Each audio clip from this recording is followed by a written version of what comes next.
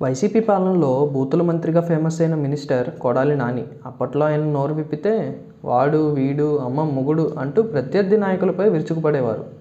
ఈ క్రమంలోనే టీడీపీ నాయకుడు దేవినేని ఉమా తొలిసారి కొడాలి నానిని బూతుల మంత్రి అని సంబోధించారు. ఇది ఆ తర్వాత కాలంలో కొడాలికి ఒక బిరుదుగా మారిపోయింది. కాగా ఇప్పుడు వైసీపీ అధికారంలో లేకపోగా కొడాలి కూడా గత ఎన్నికల్లో పరాజయం పాలయ్యారు. అయినప్పటికీ కొడాలి నాని మాత్రం సోషల్ మీడియా జనాలు బూతుల మంత్రి అనే సంబోధించడం గమనార్హం. తరచుగా ఆయనపై వ్యంగ్యాస్త్రాలు కూడా వాడుతున్నాయి. తాజాగా మాజీ ఎమ్మెల్యే వైసీపీ నాయకుడు వల్లభనేని వంశీని పోలీసులకు కుట్ర కిడ్నాప్ కేసుల్లో అరెస్ట్ చేసి జైలుకు తరలించారు. ఈ పరిణామాలు రాష్ట్ర వ్యాప్తంగా సంచలనం సృష్టించాయి.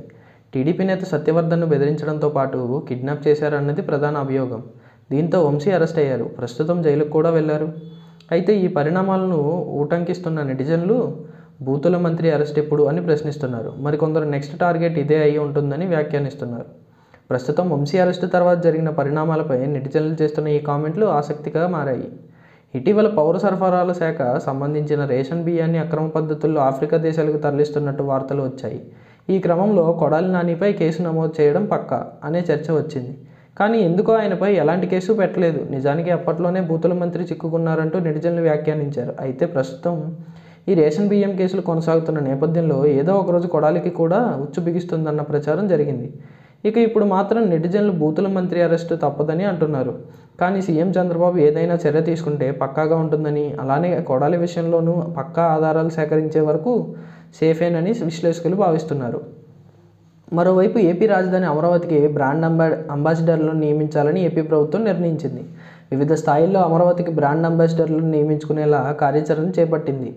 సుస్థిరత, అభివృద్ధి, ఆవిష్కరణ, సామాజిక స్థితి ప్రాతిపదికన వారిని ఎంపిక చేయనుంది.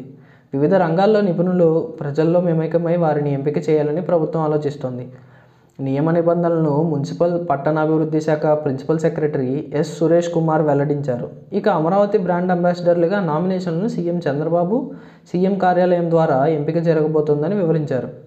అయితే అమరావతికి అంబాసిడర్గా ఎంపికైన వారికి ఏడాదికి పాటు టర్మ్గా నిర్ణయించినట్లు వెల్లడించారు. అంతేకాకుండా ఏపీసీఆర్డీఏ అమరావతిల ఇమేజ్ను పెంచేలా బ్రాండ్ అంబాసిడర్ల పాత్ర ఉండాలని ప్రభుత్వం ఆలోచన. అమరావతి నిర్మాణంలో ప్రగతిని ఎప్పటికప్పుడు సోషల్ మీడియా ద్వారా ప్రచారం కల్పించడం లాంటివి చేయాలన్నారు. సక్సెస్ స్టోరీలతో పాటు అవకాశాలు వంటి వాటిని అమరావతి అభివృద్ధిలో భాగస్వామ్యంగా తెలియచేయాల్సి ఉందన్నారు.